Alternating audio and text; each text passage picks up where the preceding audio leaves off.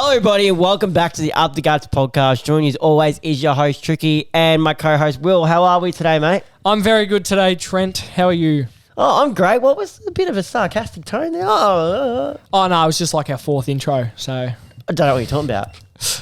I wasn't present for any of them, so... Oh, were you? No, I wasn't present. Oh, no, fair enough. Well, wasn't present, but how'd you go? I'll let you take the hosting role before. How'd that play out? Yeah, good participation from your co-hosts? No, because you just sat there. Yep, didn't say a word, so... Anyway, big last week that was just a test to see if you can do it, and unfortunately you failed. So I'm going to have to continue to keep doing this. So, anyways, as we're saying, what did you get up to on... What did you get up to the weekend? A big Sunday night, I heard. No, big Sunday, just as a whole. Oh, okay. Big Sunday. Oh, fair enough. Just watched the UFC. We'll get into that later. Highly anticipated card, but yeah, we will get into that later. Did not live up? On that. Oh, I reckon some of the fights on there could have been better. A few of them were a bit of a cuddle contest, but would that be the main event as well? No, most of the fights on the card. Okay. Fucking great knockout at the start of the main card though. Holy shit. Yep. That probably made up for a bit of it, but yeah. What did you get up to this weekend, Trent? Much? It's actually a great question. What did I get up to? That's a bit boring. I don't think I did anything. No, I was sick. That's right. Oh, yeah, big crook. Yeah, big crook. I said big crook all week. Still a little bit sick, but not. Heard you won some money. Imagine not backing Leon Edwards to win. I just went for the upset. No, yeah. But anyway, we'll we don't have to do anything with the way it looks, would it? What was that? Nothing. Anyways. What? Nothing. Anyways, moving on. Yeah, that's not funny. Last night too. Okay, last night. Oh, hang on, we need to have a serious one-on-one here. Before we get into this is the last show of the year. Is it? I'm the host. It is too, yes. I'm the host. So what are you going to do? You're going to sit there. You're going to fucking do as I say.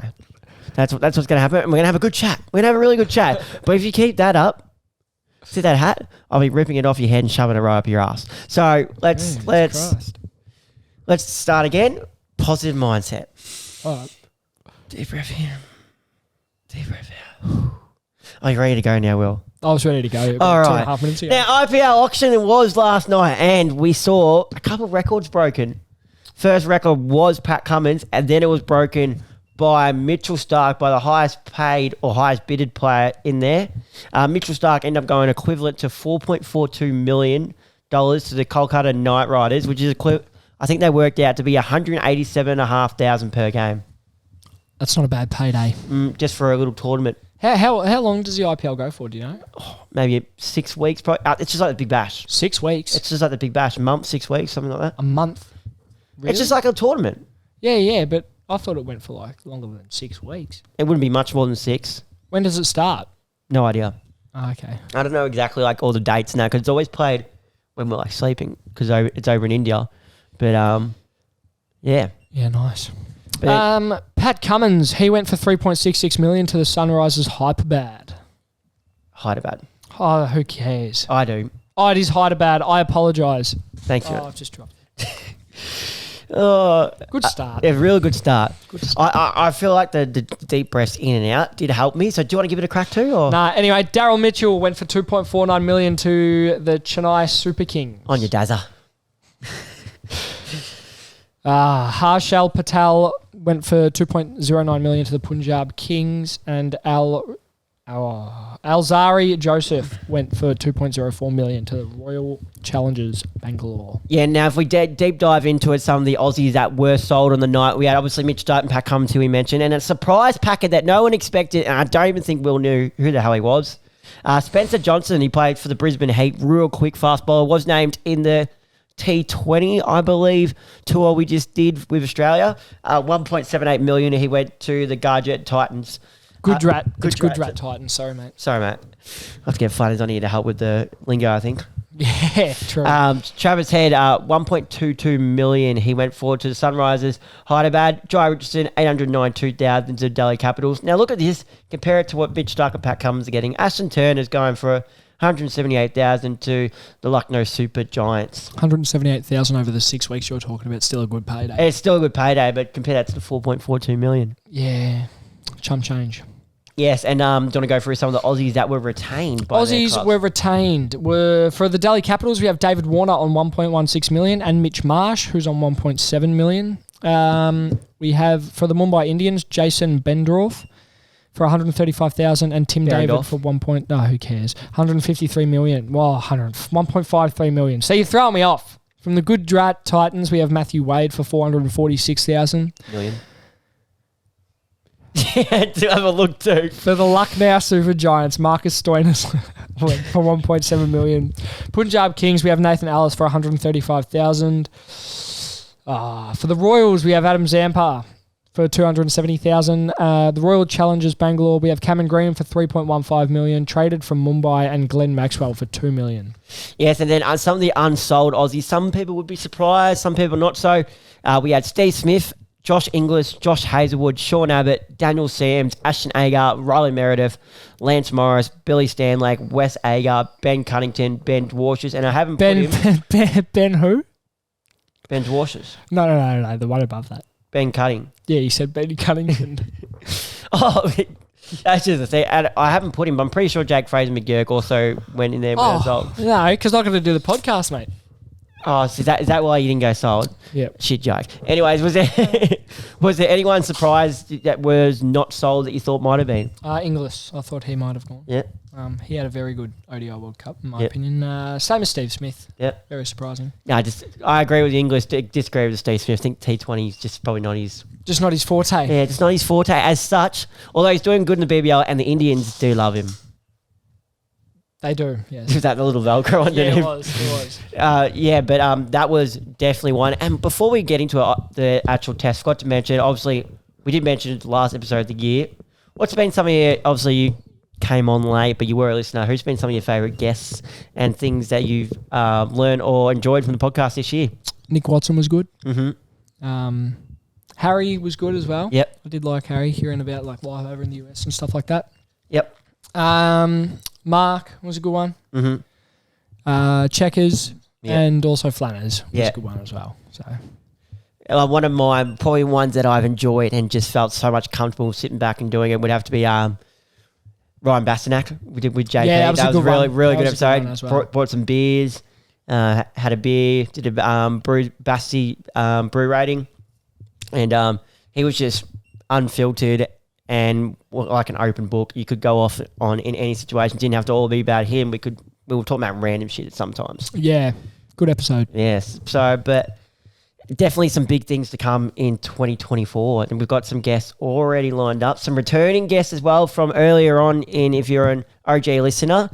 And, and to the TikTokers out there, keep commenting because it actually gives us good entertainment. Some of it's just retarded. Like some of them I sit there and I agree. You're like, I like the Spotify one. I like the one where he about me said, get the guy with no teeth off the pod. I'm like, you know what? Fucking fair enough. Like, fair enough. No teeth off the pod. Or when you were wearing a hat one weekend, some guy just follows that in the comments, where's his hat? Yeah, true. Yeah. It's back. I haven't worn it for the last couple I know. Where's his hat? He goes, Yeah. Anyway, getting into the test. It was a... what do you think of the test? Oh, it's a clean sweep summer. We're going to clean sweep it, the whole thing. You reckon? Big call. No, it's not. It's not a big call at all with the opposite. We were 2 for 1 at one stage. Yeah, but look who we're coming up against. Let's be real. Okay. Anyway, do you want to start us off? Yeah, so Australia obviously won the toss and elected to bat and silencing the critics as he did in his celebration. We put up 487 with David Warner top scorer of 164 and Mitch Marsh also made 90. But Amir Jamal on debut also took 6 for 111 from his 20 overs. Then Pakistan put up 2 for 71 in their first dig with top score Ul Haq 62. Mind you, learn to turn the strike over and back up, mate. That was a boring innings. Anyways, Nathan Lyon took 3 for 66 from his 24. Pat Cummins 2 for 35 from 20. And Mitchell Starc 2 from 68 from his 25. Do you want to take the second innings? In the second innings, we had the Aussies, 5 declared for 233. Usman Khawaja made 90 off his 190 balls. Mitch Marsh, 63 not out off his 68. With Karam Shahzad, 3 for Shahzad, 45. I think Oh, it is, who and cares? he's on debut. I don't care. 3 for 45 off 16. That's a good innings. Pakistan all out for 89. Sahud Shakil for 24. We have Josh Hazlewood, 3 for 13, and Mitchell Starc, 3 for 31. Nathan Lyon also collected his 500th Test wicket. Did you watch it when that happened? I didn't. I was. No. It was unbelievable. It was absolutely plumb. It was hitting like the top and middle, and the umpire's gone, nah, not out. Nah, not out. So they've set it upstairs. To get his 500 wicket, he had to go through DRS, and the third umpire took about 3 minutes to even confirm. Have you seen the photos, though? I'll show you the photos. Just while Trent's pulling that up, Australia won by 360 runs, and the player of the match was Mitchell Marsh. It was the photos of in the moment when this was literally in the moment when it was given out. Oh, that's mad. Yeah, because they were all just standing there like this, looking at the screen, and then it goes umpire's call, and there's like. So he's currently on 501. Now I heard someone say it was Brad Haddon on. Willow Talk, as a little cricket podcast. Now, he said Nathan Lyon's in good nick, like his body, he could still go for ages. Don't write him off for pushing Shane Warne's total test wickets. That's a lot of wickets. For a run. How would you feel if Lyon did overtake Shane Warne? I don't know if it would sit comfortable with me. Why is that? I just feel like Shane Warne's won the better bowler, and like to be saying that, and like he's still only been a year or two. I just think Shane Warne was a class above. Yeah, but at the end of the day, I don't think it's going to happen though. If he's got the wickets, yeah, I don't think it's going to happen. Then he's up in the same league. Do you think it could happen? He's about. It could happen. Do I think it will happen? 720 something Warne took. So he's about 200, 230 off. So it is a lot of wickets. He's a pretty good bowler. It is a lot of wickets, but there's a lot of series where he's taken 40. So when you put it like that, he'd have to play for another minimum 3 years. Yeah, I reckon he could go for another 4 or 5 years, to be honest. I think his body's pretty good. How old is he? Let's search that up. 37, I think. Yeah, he's about that. I think he's 37. Remember how he was picked up? No. He was literally... No, he was a groundskeeper, wasn't he? Yeah, he wasn't even in the system or anything. 36, yeah. So he wasn't even in the system. And then I think he just played like a game for like an Australia A, and then just got picked up through there. He played, I think it was 6 first-class games. And then was... There you go. It was like the funny thing was, it was like they said 6 first-class matches. Next minute, he's walking through the doors, introducing himself to Ricky Ponting. Yeah, not bad. I reckon he can go till he's 40. So what's that? Another 4 years. Mm-hmm. 3 and a bit years. Can he notch up 200 wickets in 3 and a bit years? Absolutely. Yeah, he absolutely can. Especially because I feel like the thing is... I still don't understand how... Sorry, I did cut you off. But I still don't understand how, if he did surpass Shane Warne, how it wouldn't sit well with you. I don't know if it wouldn't sit well with me, but it was just like... I don't know. I just can't... I couldn't see a way I could sit there and say Lyon's taken more wickets than Warne. It would just feel weird for me to say. Right. Okay. If I thought you were sort of saying he doesn't deserve to. No. But if he's taking the wickets, he does deserve to be up there. Because technically, if you're taking the most wickets, technically you could argue the better bowler. And I don't know how that sits with me, saying Nathan Lyon's in that category. True, but then it comes down to matches played. He's an old class bowler. Don't get me wrong. I love Nathan Lyon.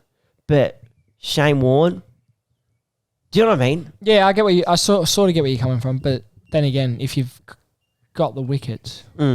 I know what you mean, yeah. Be up there. Mm-hmm.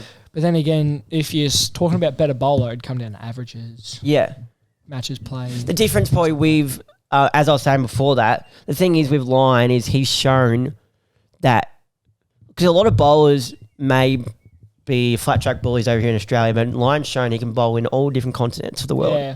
So that's one thing he definitely does have, because there's definitely bowlers who excel over here, but then will struggle. More so, I think it's with the batting side they struggle when it goes over there. But even with the bowling side, obviously with more swing, that's why, sometimes they might opt for a Scotty bowler when they go over to England more than if we're over here. if that makes sense. But Yep. yeah, but there was definitely some other cricket I wanted to talk about as well before we get into the UFC, because there was some interesting games that went on, and I do want to get into the Big Bash because last night was a cracker too. That light needs to be fixed. That light is annoying me. I'll have to get onto that. And T20 series. Well, the reason I want to talk about this, I'll do the first game and do the second game because there's some interesting results in this. This is the only reason I put it in. All right. But West Indies versus England. Game one was at, is it Kensington Oval, would you say? Yeah, Kensington Oval. West Indies won the toss and elected to bowl. So England were bowled out for 171 for 19.3. Their top scorer being Phil Salt, 40 from 20. And Josh Butler, 39 from 31. What I was going to say was Andre Russell led the wicket takers, 3 for 19 for 4, while Alzari Joseph also 3 for 54 from 3.3. So a bit expensive, but over there, I would say West Indies over there, small grounds, I would imagine. And then in return, West Indies chased it down 6 down in 18 overs. Shai Hope 36 from 30. Kyle Myers 35 from 21. Rodman Powell, 31 not out from 15. Andre Russell, 29 not out from 14. While Rian Armour was leading wicket taker for England, 3 for 39 from 4. And Adil Rashid, 2 for 25 from his 4. West Indies win by 4 wickets. Player of the match was Andre Russell. I'm so sorry about the light. It's just getting worse. Yeah, I know. But the reason I kept wanting to do it was West Indies actually backed it up and won the next game. If you want to take us through the next game, they actually backed it up and went 2 on the trot. There you go. Next game. Game 2 was at the National Cricket Stadium. England won the toss and elected to bowl. West Indies 7 for 176 with Brandon King 82 off 52 and Rovman Powell 50 off 28. Adil Rashid, who was one of the ones who went high in the bid in the IPL. Okay. Adil Rashid 2 for 11 off 4 and Tymal Mills 2 for 30 off 4. England 7 for 166. Their highest scorer was Sam Curran, 50 off 32. Alzari Joseph, 3 for 39 off 4. And Akel Hossain, 2 for 24 off 4. West Indies won by 10 runs. Player of the match was Brandon King. So, yeah, I thought that was just interesting. They've gone 2-0. Obviously, England, because obviously they rate their white ball form, obviously didn't have a great Well, actually, let me rephrase that. Had an absolutely shocking World Cup. Yep, terrible World Cup. But just saying there's some life still in the West Indies. I feel like it's good to see. Yeah, it is good to see. Then game 3 was at, again, National Cricket Stadium. England won the toss and elected to bowl. Now, here's some big scores. You had West Indies putting up 6 for 222. Jesus. Nicholas Poroon, who played a bit at the Stars, made 82 from 45. And Rodman Powell also 39 from 21. Adil Rashid leading the way again with 2 for 32 from his 4. And Sam Curran 2 for 34. But England got one back. 3 for 226 with a ball to spare. Phil Salt, top scoring and carrying the bat with 109 not out from 56. And Josh Butler, 51 from 34.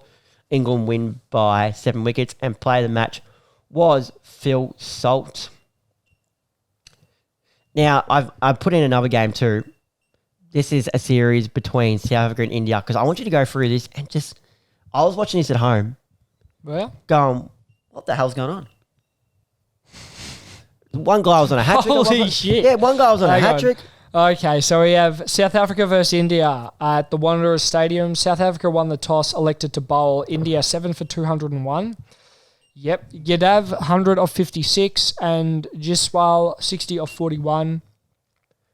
Maharaj 2 for 26 off 4 and Williams 2 for 46 off 4. South Africa put up a fight, didn't they? Yeah, they put up a ripper fight. South Africa all out off 13.5 overs for 95 runs. Top scorer David Miller with 35 off 25.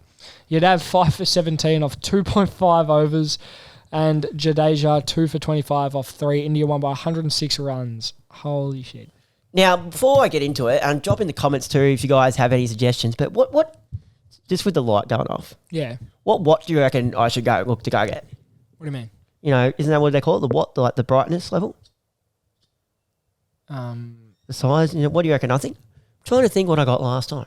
Mate, I don't know. I'm just take the light bulb into the shop and go buy a new light I'm trying to think, but like, I was going to say, if the listeners out there, if you have any suggestions of like even like a different like colour even. Oh, like get a warmer, like a yellow. Yeah, like if they got a suggestion for like, say there's other people that say they stream or make videos, a suggestion of a warmer colour even. Otherwise, I'm just going to go and get a number like this, but I just thought I'd put it out there. If you've got any suggestions, put that below, because that was definitely something I did go and look at when I brought it originally. I looked at like the colour differences and the LED and all that. Oh, nice. Yeah, so... Very thoughtful. Very thoughtful. Yeah, but... Yeah, so I'll have to go... What's this other one you've thrown in? Oh, yeah, and there was an ODI, and that's right. I think this might be the one I watched, not the other one. South Africa have done it again. So, first ODI, the Wanderers stayed in. South Africa won the toss and elected to bat. Keep in mind, ODI, how many overs? 50. Yeah, so South 50? South Africa lasted 27.3, making 116, and their top scorer was a batter who batted 8, and Fulawek, I don't know how to pronounce your name, but he's a good bowler, I know that. 33 from 49. Ashdeep Singh leading the wickets with 5 for 37 from 10, and Avish Khan 4 for 27 from 8, so they took a 9 between them. And in return, India chased it down, 2 down after 16.4 overs. Seto Hassan, 55 not out, and Aya made 52 from 45. Player of the match was Ashdeep Singh. So I just thought I'd put that in because they are some interesting results. South Africa's just had the floor. Now, Wiped. before we move over to the UFC, I wanted to go through this Big Bash game because there's not much time we talk about Big Bash, but this was actually a cracker game. How shit are the stars? Oh, How shit are the stars? I'm going to put this out there. Okay. Look down the camera. Hey guys, so Melbourne Stars fan here. Any chance we can draft a batsman? A batsman. If Glenn Maxwell doesn't perform, we don't make runs. That's the bottom line. So, oh yeah, let's go get this bowler. Let's hype up getting Harris Ralph. Love Harris Ralph. But any chance of getting a batsman? We're relying on like Larkin and all that. Okay, batsman. But no, he's not the one we should be relying on to make runs. So Melbourne Stars, sort your shit out. This season's pretty much over. Think about next season, who you're going to pick up. Sort your shit out, or I might have to put on the Gators uniform. The Gators uniform. Just put it out there. Jesus. Might have to move over to the red. Yeah, I'm not happy with them. Tell you what. So then we had Sydney Thunder versus Adelaide Strikers last night. This was at the Adelaide Oval, and to start off, Thunder actually put up 7 for 200. I did catch some of this. Bancroft batted a treat. I only watched the first innings. I walked into the break room at work at Strikers batting or Thunder? Strikers were batting, and they were off 10 overs. They already had 100 and something. Yeah, so they were like right there with the run rate. It's good to see Cameron Bancroft. So obviously they made 7 for 200. Cameron Bancroft obviously is in conversations about taking that opening gig when Dave Warner leaves for Australia. So he's taken that form into other performance of the game. He put up 74 from 54. Some of the other scorers you had Alex Ross, who played really well too. They put on a really good partnership. If I have a look here, yeah, they put on 82 together. So Ross had 46 from 26, and Ollie Davies also had 32 from 17. Some of the wicket takers, you had David Payne. Sorry, don't know who you are. But 4 overs, 2 from 35.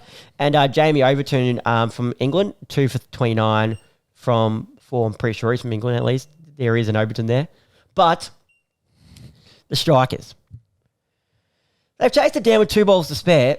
But what I want to cast our eyes over is this opening partnership. Yep. So they've made 4 for 205 after 19.4 overs. Matt Short departed at the 12.5 over mark. Right. They were 1 for 139. The opening partnership has put on 139 runs, chasing 200. That's not bad. It's okay. Matt Short made 82 from 41. Fucking hell. Darcy Short, 66 from 47. But I reckon this is where the game was sealed. Adam Jose comes in at the end. Just a solid 28 not out of 9 balls. Oh, that's not bad. Yeah, just comes That's in. okay. Now, I want to have a look at some of the figures. They must have took him to town. Oh, do you know Liam Hatcher? No. Oh, okay. It's opening bowler. So this Just is saying names. This is the opening bowler for the Thunder. Liam Hatcher, 2 overs he bowled. That was all they needed to see from him. Went for 36 from his 2. Yep. So he's gone in 18 over. Chris Green, obviously the captain, went for 25 from his 3. So anyone else they took to town? Zamin Khan, they took for 43 off 3.4. Did take a wicket though, so. But 36 from 2, Hatcher. Bit, long day for there. Long day in the office for the Thunder. Now, this is something... Sorry. Oh, I'll leave it to you. Because this is your forte, and I've left this section in for you, obviously. Here you go, mate. UFC 296, Edwards versus Covington. Which, first of all, let's take us through the getting up planning. Where'd we watch it? What was the scenery? How are we feeling? I watched it at the Sporting Globe. Mm-hmm. It's a good place. I've been to that one once before. Yeah, one of the best Sporting Globes. Two levels, isn't it? 2 floors. Yeah, 2 floors. Yeah, went to the Sporting Globe in Knox with a couple of friends. Should have seen I got an invite. Yeah. Clearly, I'm not one of those friends, guys. Yeah, no, you're not. You're not in that friendship group. I don't actually think you've met anyone from that friendship group. No, we haven't. Anyway. Uni once? No. School. Yeah. Probably. Demolished a few. What'd you say? Nothing. What'd you say? I was the private boy. Okay. One of those ones. Yeah. Had a few. You know the 2 litre tap towers? Yeah, the towers. Yeah. What do you draft? We had 2 of draft and 1 of Canadian Club. Oh, so did you need a bit of sweetness, a bit of flavour? No, we just were looking and we both shouted one thing. What's the price difference? We're going on about drink prices again, but for the draft it was $38.90, which I didn't think's too bad. But on a Sunday, I'm talking more the beer to the CC. Oh, CC was $70. $70 for 2 litres. Clip. No, no. Clip that. Clip that.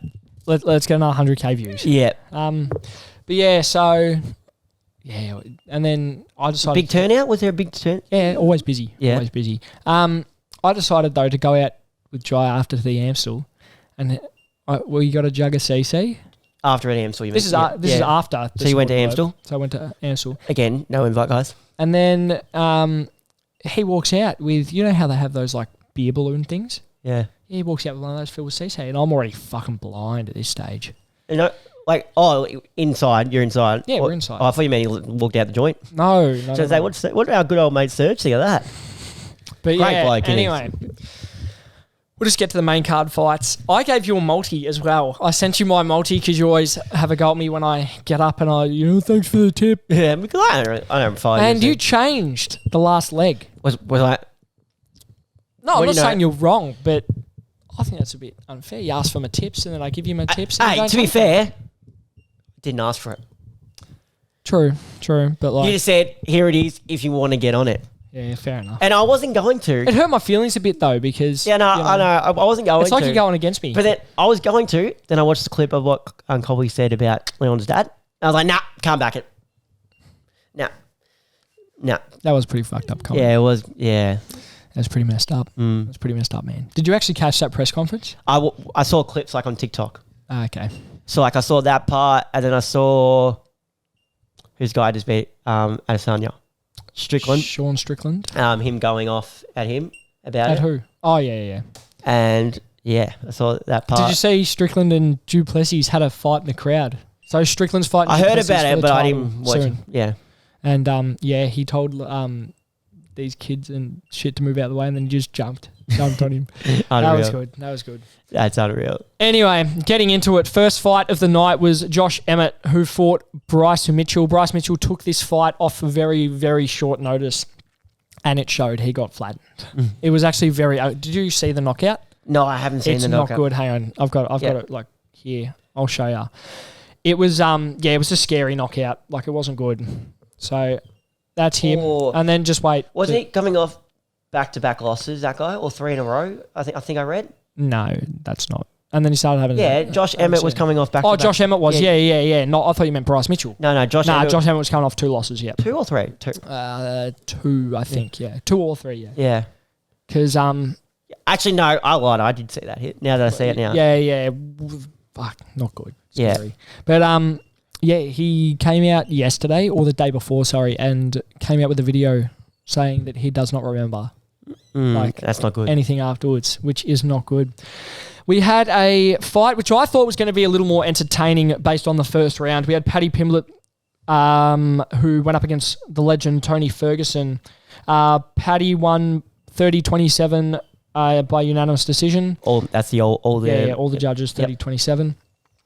And gave Tony Ferguson his 6th loss in a row.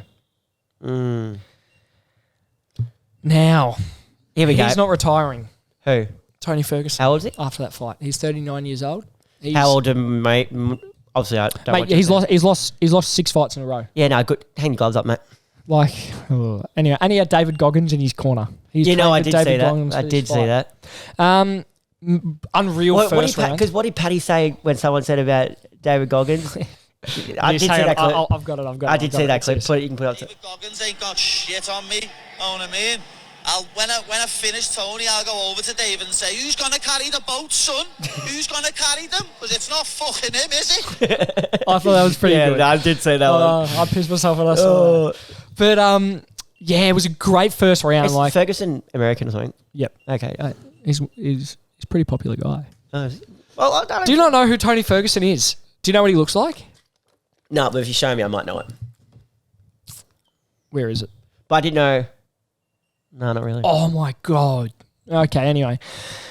Great first round, very boring last two. Mm-hmm. Especially toward the second half of the last round, you could tell that Paddy was tired. Yeah. But bit of a grapple fest. Was there a reason he hasn't been in for a year or just hasn't been able to get on a card? Who? Paddy.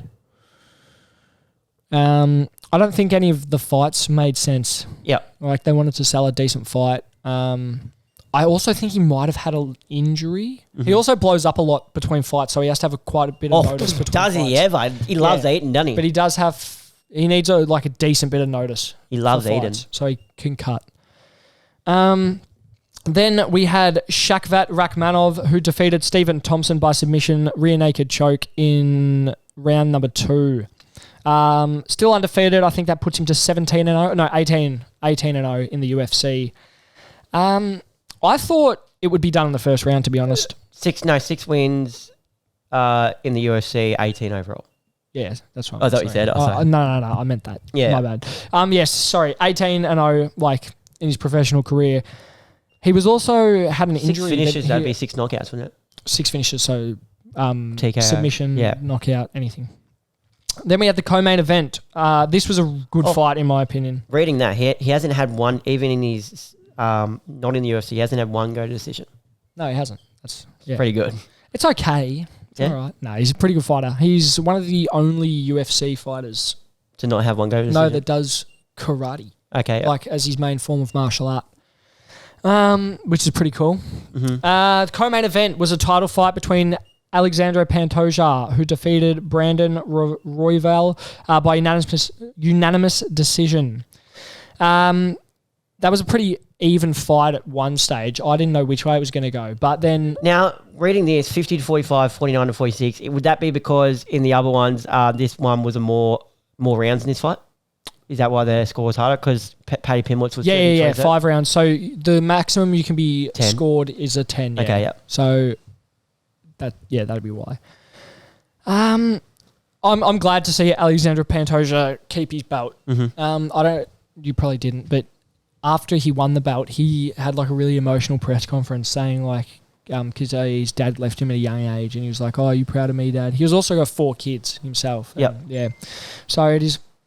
I swear I put my phone on silent. I was going to say, did that not go on silent? I swear I put my phone on silent. But yeah, that was a very good fight. And then we have the main event, which was Leon Edwards versus Kobe Covington. At first, when I thought this fight, I thought Kobe would come out quite aggressive. Complete opposite. The bloke just stood there, did fuck all. Mm-hmm. So Leon Edwards beat him 49-46, all 3 judges scoring the contest 49-46, so he won by unanimous decision. You know it's bad when Kobe, who's a very, very good wrestler, is getting wrestled by Leon Edwards. Yep. That's when you know the fight's just, you're not winning that. So I think Kobe Covington's done now. He will never get another title shot. Also a bit embarrassing, he lost in front of his main man, Donald Trump. I mean, to be fair, probably deserved after the comments he made. Yeah, no, comments weren't great. Yeah, which Leon Edwards actually came out afterwards and said that fueled him even more, and he had to actually, it took him a lot to control that and like say focus on the fight and compose himself enough to fight in a good manner. Although he did say, Leon said if he knocked Kobe out, they would have had to pull him off, which is pretty powerful. Yeah. That's what happens. For those of you who don't know, in the press conference, Kobe Covington basically said, I'm going to take you to 7th layer hell and we'll say hi to your dad while we're down there. And Leon's dad was murdered when he was 13. He's come out on the record and said that he had a really hard time afterwards. And yeah, so not a good thing to say. It's just lines you don't cross. Yeah, pretty much every fighter condemned him for it, especially Volkanovski, Strickland. Yeah. Just, lines you don't cross. But yeah, that's about it for the sport. For UFC even, the sport, far out. Now, did you bring any of a Who Are We or not? Who Am I, sorry? No, I didn't. No, I did okay, not. we can prepare that for the start of our next year when we start. We can start doing that. What are you getting up to on the weekend, mate? I'm not sure at this stage. Christmas, obviously. What's playing Christmas Day? I'm working Christmas Day. Night, though, aren't you? Yeah, start at 8 p.m. Yeah, so what's playing Christmas? Do you know what the family are doing? I'll sleep until about... My family don't really celebrate Christmas. Okay, yep. Well, my immediate family don't really celebrate Christmas. Mm-hmm. So maybe... I don't even know. Get up, say hi. Yeah. But yeah, so I'll wake up at about 2-ish, 1 to 2. Then get ready for work. Got a 10-hour shift on like Christmas going into Boxing Day, so that'll be exciting. Mm-hmm. Then I'm working Boxing Day as well. Oh, lovely. Good pay, but not good. What are you doing, Chad? Oh, thanks for asking. What are you doing, Tricky? I was going to ask. I do have an overnight shift on Christmas Eve and the Christmas Day, but I think a couple of family members are just coming over for like an early dinner, like a 5 o'clock meal, and I'll probably then go back to sleep. I got a question for you. Would you rather like go all out, the big fucking lunch and stuff on Christmas, or would you rather just sit around, get to start, like for example, that's really pissing me off now. Would you rather like rock up to someone's house at like 2 o'clock, eat beforehand at home or something, and then just sink piss, and just like unwrap presents, play a bit of cricket? Like, what's your thoughts around it? It's a no-brainer, isn't it? No, I was just asking because I know a lot Second of people. option. I know a lot of people like Think the piss and traditional, play like, cricket. That sounds like an unreal day. Just yeah. I prefer. I think the lunch and stuff's a bit formal, and half the food doesn't end up getting eaten. Well, Christmas food it's always good. It is good, but Because there's always lots of it. Yeah, true, but there's always all those leftovers, and half of it don't get eaten. That is true. 8 even. Just thought I'd ask. So you'd be the second option as well? I'd be the second option, yeah. What would be your choice to drink on a Christmas day? Oh, it depends. How hot are we talking? We'll give it a good 26. 26. Sun's out. Sun's out, like hot 26? Like sunny? It's sunny. It's not hot, but it's not too hot. It's warm. It's yeah, warm. It's warm. Canadian Club wouldn't go down bad. Yep. Brookvale Union lemon squash. Yep. Wouldn't be bad. VB. One of those three, and I am set. I think I'd be a CC. CC? Yeah. The lime or the cola? Oh, lime, fuck me. The dry or the cola? Dry. Yeah. Sure. I don't know how you drink fucking bourbon and Coke and like whiskey. Lovely. And Cola Lovely. and shit. No, Lovely. Shit stuff. Lovely. Terrible stuff. Lovely. How much did you win on that multi? Like 56. That's not bad. How much you put on it? $10? $5? 10, I think, in the end. Okay. Nice. Was there anything else that you would like to touch on, mate? Anything else exciting coming up? Not really. I've got a pretty boring like holiday period. I'm just working up until Australia Day. Yep. I'm pretty much the same. So there's not really much. Keen to get into the new year of podcasts, which I think we're coming back on first week of Jan. Are we? Or yeah, it'll be first or second week? First or second week, yeah. Too easy. Big plans. All right, guys, that will wrap up this episode and the last episode for this year. Thank you guys for coming along and listening to us this year, and we'll be back again, better than ever, in a few weeks. As always, make sure you stream this on our podcast, YouTube, Spotify, and give us a follow and a like, and turn your notification bell on while you're there so you don't miss when we upload. Cheers, guys, and see you next time.